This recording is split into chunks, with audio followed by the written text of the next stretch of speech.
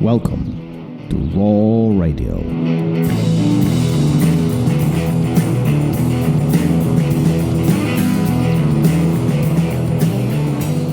Yeah, we are live again. We are. Thanks for insulting me again. You were recording. Go ahead and put it out there. It wasn't an insult. It was Listen, an when I say I'm foreign, I really do mean it. Some don't believe me, but the one thing I've realized about languages is that common phrases, don't translate back and forth. So I may say something that's you mean, are you referring to slicing the cat? Slicing the cat. But when people say uncle, you never heard that one before. I've heard that one. I had a British friend. Who used to say, "Who's your uncle?" And I was like, "What?"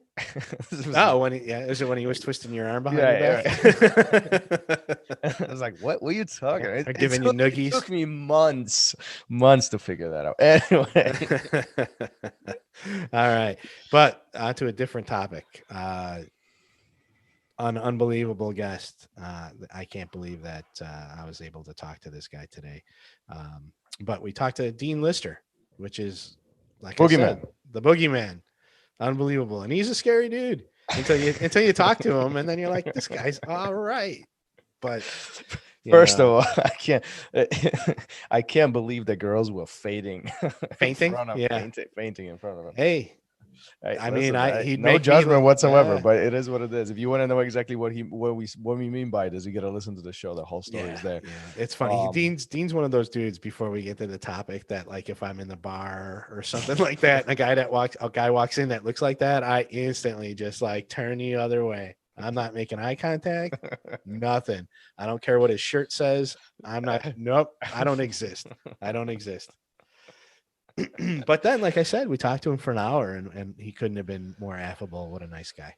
Yeah, I'm really glad that we had this opportunity for one main reason is that we've tried this number of times, and time and scheduling never allowed us, to sync up, and now we made it happen, and it was great. It was a great conversation, really, to talk to somebody who's been actively training and teaching jiu-jitsu for more than 2 decades, well over more than 2 decades. And I think what's interesting about this is that what he was teaching 20 years ago just now is kind of becoming popular, if you will, and I'm referring to leg attacks, particularly in jiu-jitsu, and the concept of attacking the legs versus upper body. But he speaks about this quite openly. He doesn't find himself a pioneer of it, but he definitely brought a lot of awareness to the concept of leg attacks. Yeah. Simple as that, right? And when he started doing it, it was not only was it just not unpopular, but it was frowned upon. People thought it was cheating. He said that in Portuguese they called him the dirty thief. Yeah. And but he stuck with it. He knew he was on to something. He knew deep down, even though people were telling him negative things about it and he was wasting his time, he knew, no, there's something here, and I'm going to keep pushing forward with it, right? And now I remember seems to be paying off. Let's forget about Dean for a second, but I remember 20 years ago when I was a white belt and topic of leg locks come along, or somebody executed a submission against your feet. It was frowned upon. It was like, what are you doing? That's cheating. That's not legal. You can't do it was truly viewed as this forbidden fruit that some were doing, but nobody talked about. And it was, like, more I think about it, it really was frowned upon. Yeah. And it's weird. I hope this doesn't take us off on a weird tangent, but even like feet in general, go away from jiu-jitsu, but feet in general, you just don't touch somebody else's feet. You don't mess with people's feet. The show just got weird. Yeah, but I'm serious, right? It's just something. If somebody's touching my feet, I'm recoiling, right? You don't protect yourself, you recoil. It's a weird thing. And so I'm sure By the way, if you're not watching this on YouTube, you need to see that reaction that Gary just had about recoiling. There's your post. Here, caption this. But it's true, man. It's true. And I think, you look 25 years ago when he's doing these leg attacks and attacking the feet. People were probably a little off put, not only, just because it was something new, but it was something weird. And he said he wasn't obviously the first guy to do it, but he was one of the people that started making it more popular. And he stuck with it to the point now where, instructionals, not only that, but if you go out to the Danaher Death Squad, those guys are all over that stuff. Right? I don't think you It's even need to constant. look at. I mean, I think Danaher's became like the kind of a face or a big contributor to that topic. But I do think that majority of students and instructors or practitioners in general who are involved in jiu-jitsu have to be aware of their legs. They have to be, from attack and defense perspective, and anybody who does ignore it in a great way, I think, is um, not doing themselves justice. Like, it's you forgetting a big part of the game that has evolved for a very long time, and it's Yeah, very present. people say, Very why would you present. ignore 50% of the body, right? Well, just like, why would you ignore the 5% of your body, your wrist? Yeah. Oh, I think those are more fun than foot Those locks. are frowned upon now. It's They are still still, frowned upon, but yeah. but man, there's not it. But let's get to the topic, because I think we're getting sidetracked with We this are. whole stuff, right? What we wanted to talk about is this fact of, um, sometimes we find ourselves in the situations where we want to do something. We have a dream, we have a goal, and this very, very close and directly links to our conversation with Dean, when we're 2 decades ago, plus two decades ago, and more than that, actually, he was really intrigued, and really was studying the system of attacking the legs, and everybody around him, everybody surrounding him, was telling him, don't do it, it's stupid, it's frowned upon, this is not where it needs to be. Matter of fact, there were some contention points. And sometimes we find ourselves in these situations, maybe not even surrounding jiu-jitsu, but life in general. It might be a job, profession, our family, dynamics within the family, whatever the case might be. We have to make these decisions, whether we really want to follow what we feel inside, or we adapt to a general population view, I guess. Right? Am I presenting this right? Yeah, absolutely. And you get pressure from the outside world to tell you Peer that, pressure, yeah. peer pressure, you're wrong. It'll never work. That's a fantasy. You're dreaming, right? But how many people have we talked to that have become world champions and they had a dream, but they knew, then they had a plan to fulfill it, right? It wasn't just pie in the sky dreaming. They had a plan to fulfill it. And they didn't let those negative thoughts even enter into their mind. It's not going to happen. You're wrong. I'm going to stick with this. I'm going to do it. I'm going to persevere, whatever you want to say. And they got it done. And the way they got it done was by standing firm, sticking with it. And in his case, even the way he changed training, just put the leg stuff aside, but wanting to be a fighter and fighting no gi, and causing so much friction between him and his professor, but he stuck with it, and now is one of the biggest names in the world that we live in. Yeah, no, absolutely. Absolutely. And even if you look outside of jiu-jitsu, I guess as you were talking, I was listening, and I was trying to find different examples in my head of people who were this close to quitting or failing, because of a general consensus around them, and they stuck through it. I mean, if you look at people like Elon Musk, with SpaceX, or Tesla, both of them, I mean, read those stories. I mean, they were literally this close of bankruptcy, this close of flunking the whole thing. Right. And you're not talking about hobby of jiu-jitsu. You're talking about billions of dollars, similar to Amazon, similar to Apple with Steve Jobs. I mean, all these successful people, they, at some point, they faced this dilemma of, going against the general population thought, Mhm. or following what they really truly believed in. And do you think that we find ourselves in these situations more often than not, and we just ignore them, we dismiss them? Or do you think that these happen more of a one in a lifetime, or maybe some people just go through a life not even being in these situations? You mean to become successful, or do you mean No, or to not sticking with it, like not right, not not sticking with sticking it, with or it? making these decisions to go against the grain to I achieve what you want. I think that all too often people are set up from the time they're children to just be the norm. Mm-hmm. You know, these are the standards that you live by. You go to school, maybe you play some sports, maybe, but, and then you get a job, right? So you can support your family. And he even talked about, we asked him, if you asked him if he was going to be on the mats when he's 70, 80 years old. And he said he knows people, that were very successful in the armed services, great careers. They retired, and within a few years they were dead. They had passed away. Um, and I think that's, a lot of it has to do with the fact that we're told, you could be anything, but you're never told how to get there, right? You're told, like I said, go to school, get a job, and you can be whatever you want to be. But they never tell you how hard it's going to be.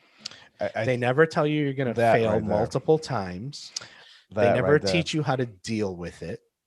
Yeah. They just, it's this, I've said it before. I think this is the important part. Yes. What you're saying right now is not the how to get there, but how difficult it is to Yes. get there. I think Yes. that's the important part, because often we don't know how to get there. Some of these situations need to be pioneered, if in their own little ecosystem, right? Yeah. But I think and this is where we're getting into this participation trophy nonsense conversation that instantly Well, it's not aggravates even me. that. I think it's bigger than that. It's Well, bigger than that. But what I'm saying here is that it as a community generally, and this is, I think, correct me if I'm wrong, because I wasn't born here, but like I think, without being ignorant, that's not what I mean. It's just like it's a cultural approach.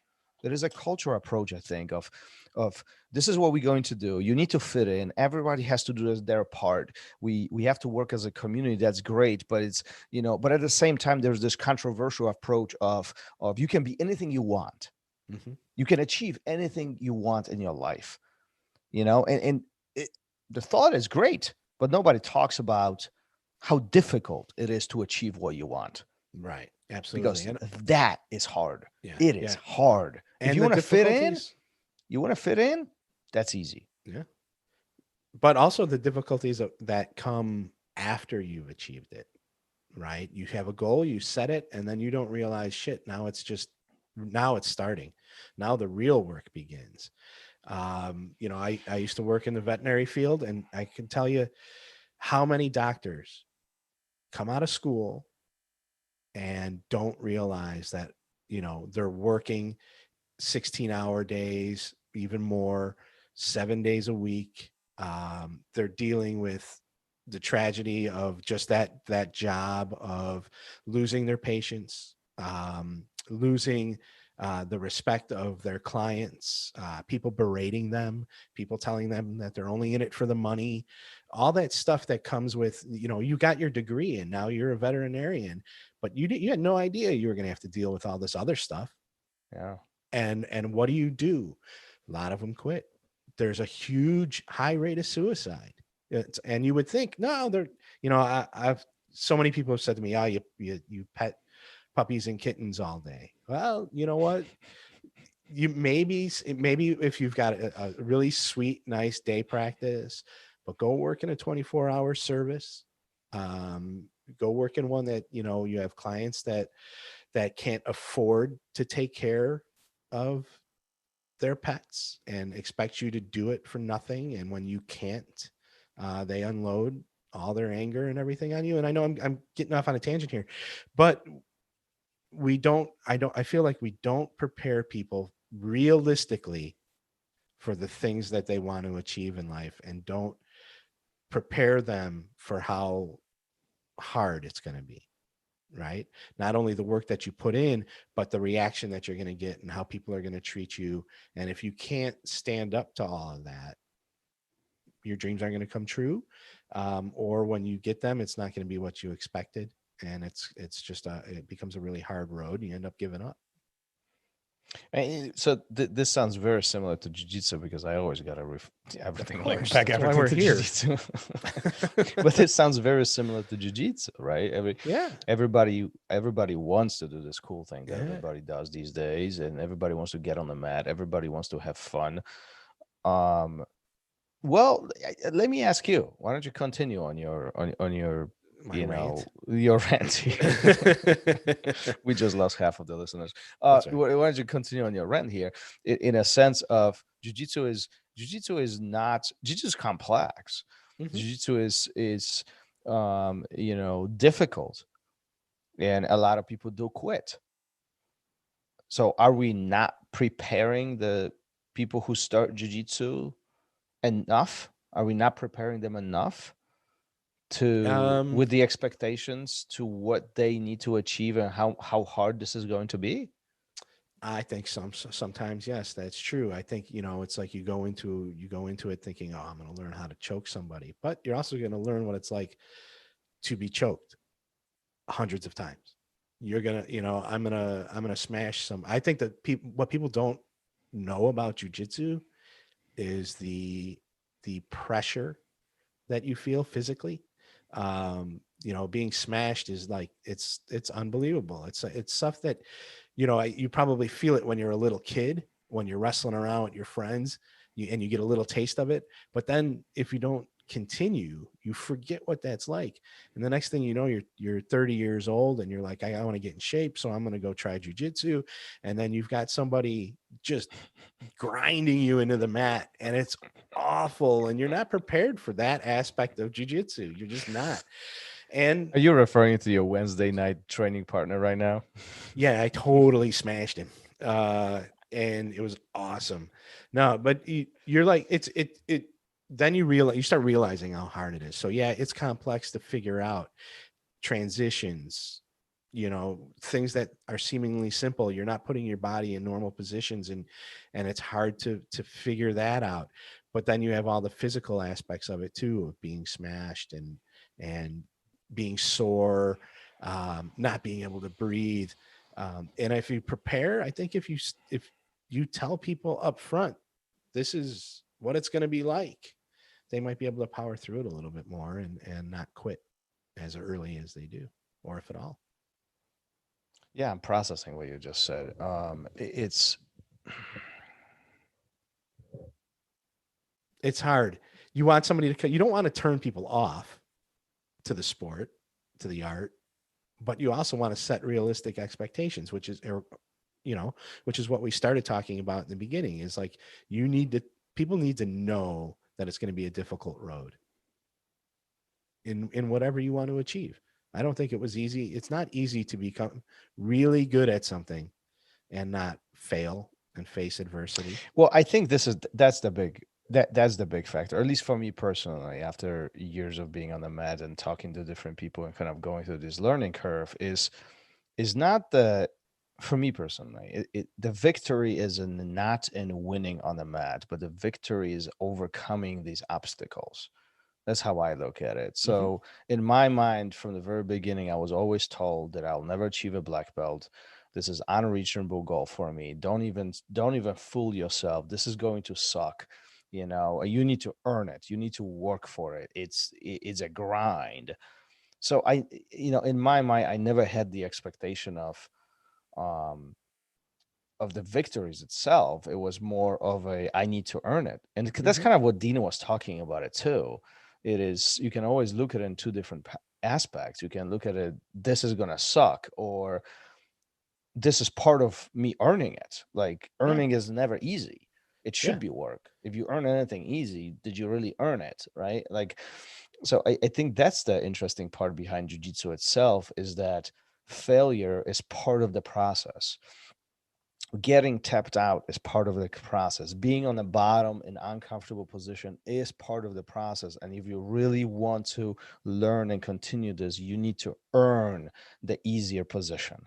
And that is what was, kind of mind-blowing for me when I was listening to Dean and just kind of reflecting on it right now with you. Yeah, I tell the kids in kids class a lot of times, they'll reverse somebody and then they get up, right? The little kids. And then they get up and they let their partner stand back up. It's like, what are you doing? You just earned that. You earn side control. Get it, keep it, and it's the same thing. It's simplified, but when you're an adult, it's the same way. If you worked hard, you earned it. Keep it. You deserve it. If you didn't, I don't think it should be taken away from you, but at the same time, but you are where you are. It's not as big a deal, earn it, stick with it. If somebody's doubting you, you just told your story there. I don't know if it's appropriate to say you'll never achieve it. You'll never be a black belt. Don't kid yourself. But I do think it is appropriate to say it's going to be a long road. It's difficult. There's times where you're probably going to want to quit, but if you keep pushing through and learning, there's a great reward at the end of it. I agree. I would agree. You summarized pretty well. All right. You're a wise this one. You're becoming wiser and wiser every single time I talk to you. It's the company I keep. Oh, me? Oh. You take that any way you want. But I just got off a Zoom call with Dean Lister. Maybe that's what I'm talking about. All right. Fair enough, Gary. Yes. Fair enough. I can't give you too much credit. But you get it anyway. You earned it. It's time. It's time. 0-0. All right. Peace. Later. Thank you for listening to Raw Radio. If you enjoyed the show, don't forget to leave us a review and help us make the show even more amazing. For future episodes, check out our website and follow us on all major podcast platforms. Take care.